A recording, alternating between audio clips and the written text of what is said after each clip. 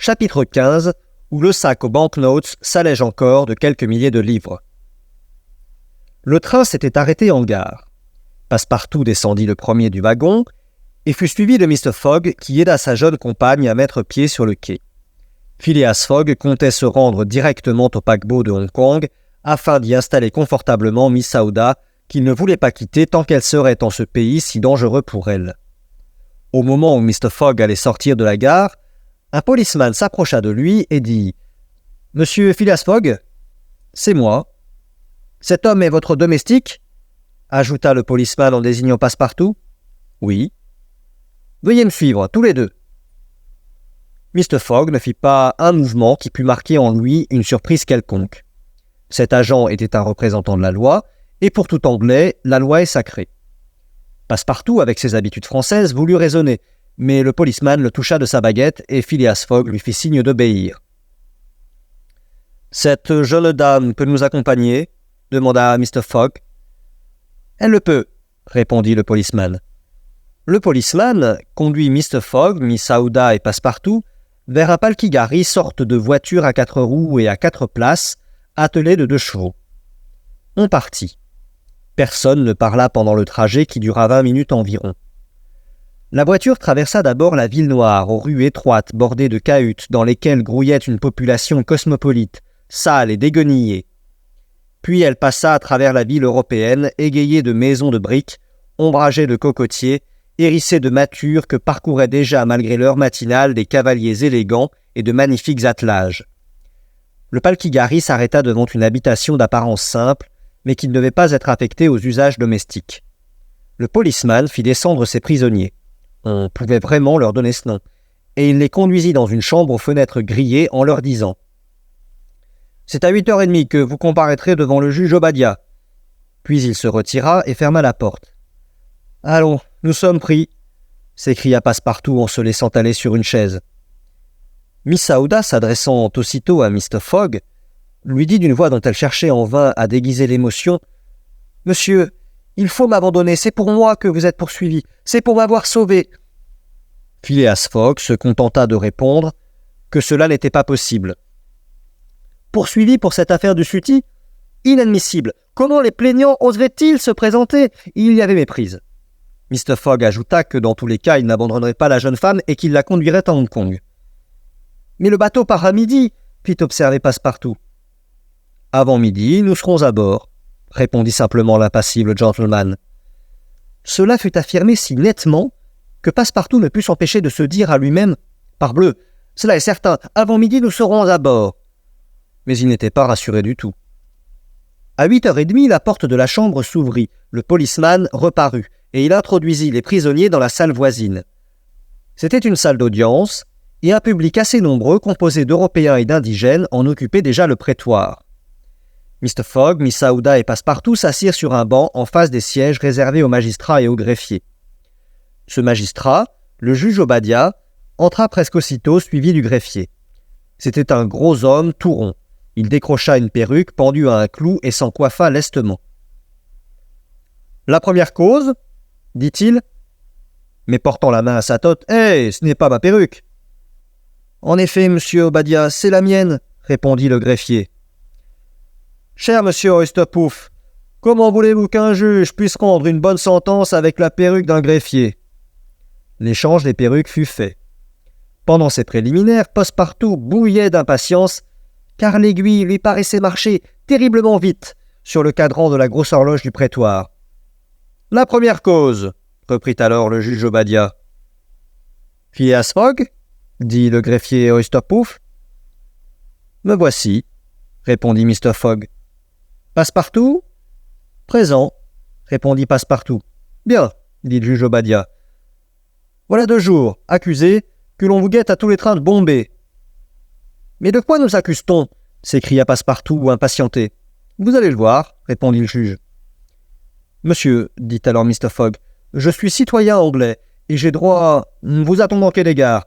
demanda Mr. Obadiah. « Aucunement. »« Bien. Faites entrer les plaignants. »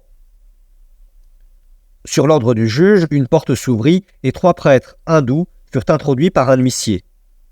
« C'est bien cela, murmura Passepartout. « Ce sont ces coquins qui voulaient brûler notre jeune dame. » Les prêtres se tinrent debout devant le juge, et le greffier lut à haute voix une plainte en sacrilège formulée contre le sieur Phileas Fogg et son domestique, accusés d'avoir violé un lieu consacré par la religion brahmanique. « Vous avez entendu ?» demanda le juge à Phileas Fogg. « Oui, monsieur, » répondit Mr. Fogg en consultant sa montre. « Et j'avoue. »« Ah, vous avouez ?»« J'avoue. Et j'attends que ces trois prêtres avouent à leur tour ce qu'ils voulaient faire à la pagode de Pillaji. » Les prêtres se regardèrent. Ils semblaient ne rien comprendre aux paroles de l'accusé. « Sans doute !» s'écria impétueusement Passepartout. « À cette pagode de Pillaji, devant laquelle ils allaient brûler leurs victimes !» Nouvelle stupéfaction des prêtres et profond étonnement du juge Obadiah. « Quelle victime ?» demanda-t-il. « Brûler qui ? En pleine ville de Bombay ?»« Bombay ?» s'écria Passepartout. « Sans doute. Il ne s'agit pas de la pagode de Pillaji, mais de la pagode de Malebar Hill, à Bombay. » « Et comme pièce de conviction, voici les souliers du profanateur, » ajouta le greffier, en posant une paire de chaussures sur son bureau. « Mes souliers !» s'écria Passepartout, qui, surpris au dernier chef, ne put retenir cette involontaire exclamation. On devine la confusion qui s'était opérée dans l'esprit du maître et du domestique. Cet incident de la pagode de Bombay, il l'avait oublié, et c'était celui-là même qui les amenait devant le magistrat de Calcutta. En effet, l'agent Fix avait compris tout le parti qu'il pouvait tirer de cette malencontreuse affaire. Retardant son départ de 12 heures, il s'était fait le conseil des prêtres de Malebar Hill. Il leur avait promis des dommages-intérêts considérables, sachant bien que le gouvernement anglais se montrait très sévère pour ce genre de délit. Puis, par le train suivant, il les avait lancés sur les traces du sacrilège. Mais par suite du temps employé à la délivrance de la jeune veuve, Fix et les hindous arrivèrent à Calcutta avant Phileas Fogg et son domestique, que les magistrats, prévenus par dépêche, devaient arrêter à la descente du train. Que l'on juge du désappointement de Fix quand il apprit que Phileas Fogg n'était point encore arrivé dans la capitale de l'Inde. Il dut croire que son voleur, s'arrêtant à une des stations du Peninsular Railway, s'était réfugié dans les provinces septentrionales. Pendant 24 heures, au milieu de mortelles inquiétudes, Fix le guetta à la gare. Quelle fut donc sa joie quand ce matin même, il le vit descendre du wagon en compagnie, il est vrai, d'une jeune femme dont il ne pouvait s'expliquer la présence. Aussitôt, il lança sur lui un policeman, et voilà comment Mr. Fogg, Passepartout et la veuve du Rajah de Bundelkund furent conduits devant le juge Obadiah. Et si Passepartout eût été moins préoccupé de son affaire, il aurait aperçu dans un coin du prétoire le détective qui suivait le débat avec un intérêt facile à comprendre, car à Calcutta, comme à Bombay, comme à Suez, le mandat d'arrestation lui manquait encore. Cependant, le juge Obadiah avait pris acte de l'aveu échappé à Passepartout, qui aurait donné tout ce qu'il possédait pour reprendre ses imprudentes paroles. « Les faits sont avoués, » dit le juge. « Les faits sont avoués ?» dit le juge. « Avoués, » répondit froidement Mr. Fogg. « Attendu, » reprit le juge, « attendu que la loi anglaise entend protéger également et rigoureusement toutes les religions des populations de l'Inde, le délit étant avoué par le sieur Passepartout, convaincu d'avoir violé d'un pied sacrilège le pavé de la pagode de Malebar Hill à Bombay dans la journée du 20 octobre, condamne le dit Passepartout à 15 jours de prison et à une amende de 300 livres. « 300 livres !»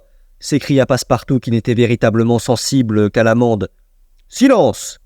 fit l'huissier d'une voix glapissante. « Et, ajouta le juge Obadiah, attendu qu'il n'est pas matériellement prouvé qu'il n'y ait pas eu connivence entre le domestique et le maître, qu'en tout cas celui-ci doit être tenu responsable des faits et gestes d'un serviteur à ses gages, retient le dit Phileas Fogg et le condamne à 8 jours de prison et 150 livres d'amende. Greffier, appelez une autre cause. » Fix, dans son coin, éprouvait une indicible satisfaction. Phileas Fogg, retenu 8 jours à Calcutta, c'était plus qu'il n'en fallait pour donner au mandat le temps de lui arriver.